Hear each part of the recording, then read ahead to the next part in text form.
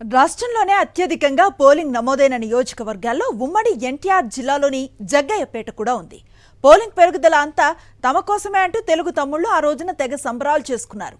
అయితే ఆ తర్వాత ఎక్కడికక్కడ ఏ విధంగా పోలింగ్ జరిగిందో, ఏ వర్గం ఎవరికి అనుకూలంగా ఉందో ఒక అంచనాకొచ్చారు. దీంతో పచ్చ పార్టీ నేతలకు నోట మాట పడిపోయింది. జగ్గయ్యపేటలో చేతులెత్తేయటం ఖాయమంటూ టీడీపీలో టాక్ నడుస్తోంది. జగ్గయ్యపేట పోలింగ్ సరళి ఎలా ఉందో ఇప్పుడు చూద్దాం. ఎన్టీఆర్ జిల్లాలో టీడీపీ ఖచ్చితంగా గెలిచి తీరాలనుకున్న నియోజకవర్గాల్లో జగ్గయ్యపేట ఒకటి. అందుకు ప్రధాన కారణం జగ్గయ్యపేటలో 3 సార్ల నుంచి గెలుస్తూ వస్తున్న ఎమ్మెల్యే సామినేని ఉదయభాను వల్ల పచ్చ పార్టీ అడ్రస్ గల్లంతయ్యే ప్రమాదం ఉందని భావించడమే. ఇప్పటికీ 3 సార్లు గెలిచిన ఉదయభాను 4వ సారి కూడా బరిలో నిలిచారు. ఈసారి కూడా ఉదయభాను గెలిస్తే జగ్గయ్యపేట నుంచి ఎమ్మెల్యేగా 4 సార్లు గెలిచిన నాయకుడిగా రికార్డు సాధించడం ఒక భాగమైతే, జగ్గయ్యపేటలో టీడీపీ పార్టీ పూర్తిగా తుడిచిపెట్టుకుపోవడం ఖాయమని భయపడుతున్నారట. ఈ కారణంగానే ఎలాగైనా గెలవాల్సిందేనని టీడీపీ గట్టి పట్టుదల చూపించింది.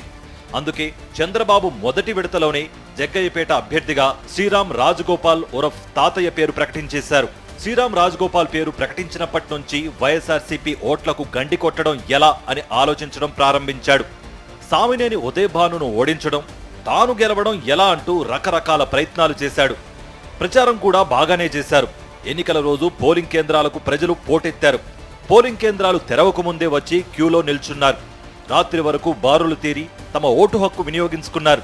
దీంతో పోలింగ్ భారీ నుంచి అతి భారీ స్థాయికి చేరింది. రాష్ట్రంలో అత్యధికంగా పోలింగ్ నమోదైన టాప్ 3 నియోజకవర్గాల సరసన జగ్గయ్యపేట కూడా చేరింది. జగ్గయ్యపేట నియోజకవర్గంలో మొత్తం 2,05,364 మంది ఓటర్లుండగా, వారిలో 1,84,575 మంది తమ ఓటు హక్కును వినియోగించుకున్నారు. పురుషుల కంటే 7,237 మంది మహిళలు అధికంగా తమ ఓటు హక్కును వినియోగించుకున్నారు. పోలింగ్ కేంద్రాలకు భారీగా ఓటర్లు తరలి రావడాన్ని చూసిన తెలుగు తమ్ముళ్లు ఈసారి తమదే విజయం పక్కా, అదంతా ప్రభుత్వ వ్యతిరేక ఓటే అని సంబరాలు చేసుకున్నారు. కుప్పంతో సమానంగా 89.88% పోలింగ్ నమోదు కావడంతో టీడీపీ క్యాడర్లో సంతోషం అంతా ఇంతా కాదు. శ్రీరామ్ రాజగోపాల్ విజయం ఖాయమని ఒకరికొకరు చెప్పుకున్నారు. కట్ చేస్తే తెల్లారాక అసలు విషయాలు తెలిసి కళ్ళు తేలేస్తున్నారు.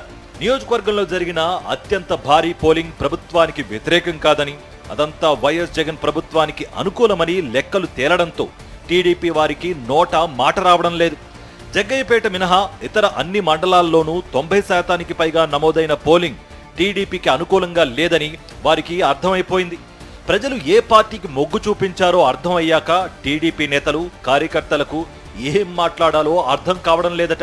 అందుకే ఎన్నికల ముందు గెలుస్తామంటూ నానా హడావిడి చేసిన వారంతా ఇప్పుడు మౌనం పాటిస్తున్నారు.